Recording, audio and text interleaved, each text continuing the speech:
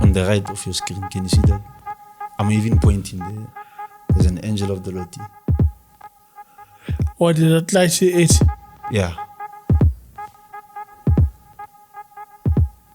And that's how my eyes were opened. I started prophesying, I started seeing people, I started seeing a lot of visions, even concerning my future. You know, I saw, God showed me 7 years before who I'm going to marry. The exact year, the exact day and month, and who I'm going to marry. Showed me also I'm going to have 2 children and their names. So God wants to remove his church. And then after he removes his church, then tribulation will start. On the 23rd September, do you believe that the rapture will happen? I believe so.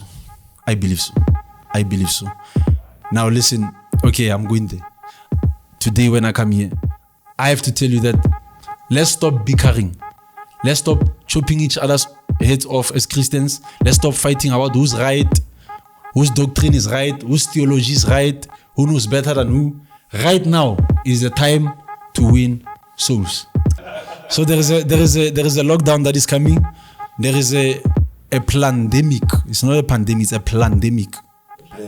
Pandemic. It's a pandemic. It's a pandemic that is planned. Planned.